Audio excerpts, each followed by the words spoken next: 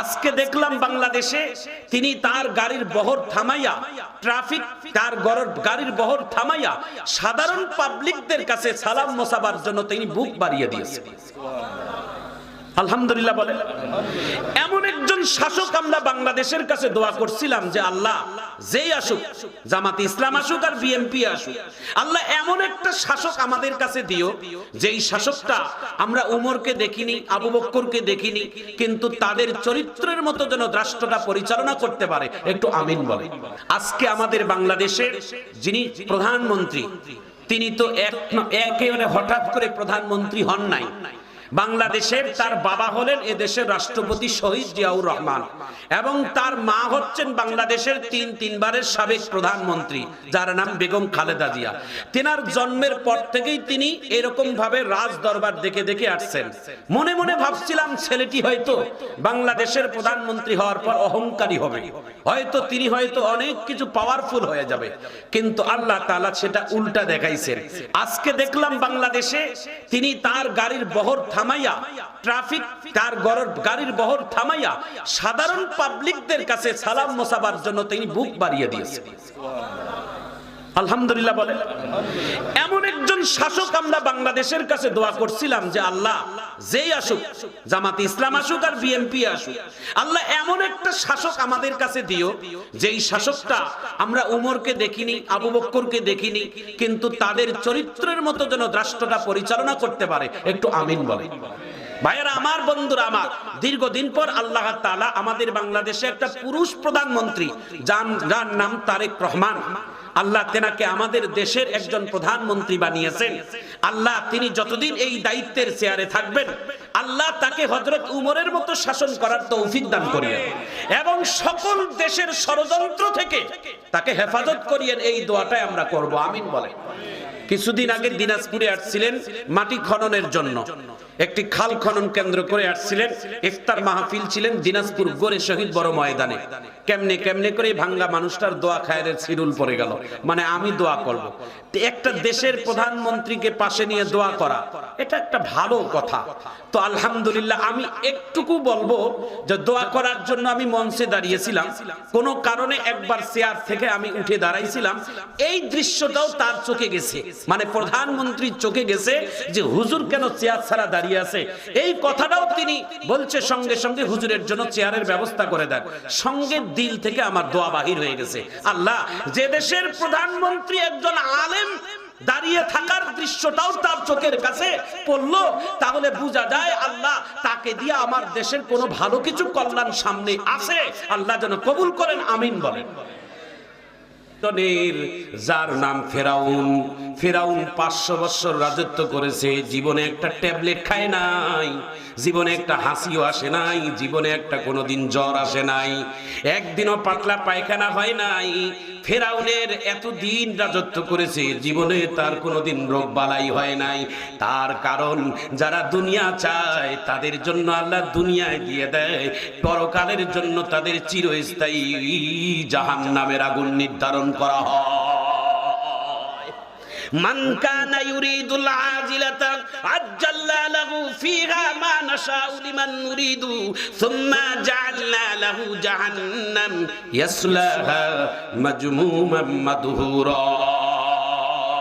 আল্লাহু আকবার বলে। আমার ভাইজান, আমার বন্ধুগণ, অনেক মানুষ এইরকম মনে করে, অনেক পর্দার আড়ালের মা ও বোনেরা এইরকম মনে করে, এত নামাজ পড়ি, এত দান খয়রাত করি, এত সত্যের পথে চলি, তারপরও কেন আল্লাহ আমাদের প্রতি মুসিবত দেয়? কেন আল্লাহ আমাদের প্রতি এত অভাব? কেন আল্লাহ আমাদের প্রতি এত কঠিন পরীক্ষা দেয়? এটা অনেক সময় মন্তব্য করে ফেলি। না না না, আল্লাহ যাকে জান্নাত দিবে, আল্লাহ যাকে সম্মান বাড়াবে, তাদেরকেই তো আল্লাহ মুসিবত দিবে। এই জোরে বলুন ঠিক কিনা? মুমিনদেরকেই তো আল্লাহ তাআলা পরীক্ষা করবে। যারা মুমিন, যারা সফল মুমিন, তাদেরকেই আল্লাহ তাআলা পরীক্ষা করবে। মুমিনদের পরীক্ষা তো আল্লাহ তাআলার এটা ওয়াদা। সুবহানাল্লাহ, একটু জোরে কর সুবহানাল্লাহ। আমার ভাইজান, আমার বন্ধুগণ, দিলটা নরম করে দেন, কথাটা বলে দেই। এক ফোঁটা চোখের পানি আসার মতো কথা। আল্লাহর নবীর এত শান আর মান, এত আল্লাহ তাআলা যাকে আকাশচুম্বী জনপ্রিয়তা নবী বানিয়েছেন, সেই নবীর জীবনে কত অভাব, কত কষ্ট, কত নিপীড়ন, কত নির্যাতন।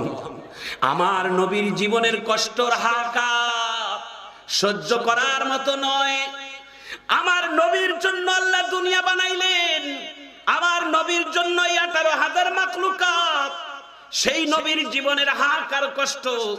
নবীর ঘরের মধ্যে খাবার নাই, নবীর ঘরের মধ্যে চুলায় আগুন জ্বলে না, নবীর ক্ষুধায় পেটের জ্বর হয়ে গেছে, পেটের চামড়া পিঠের মধ্যে লেগে গেছে।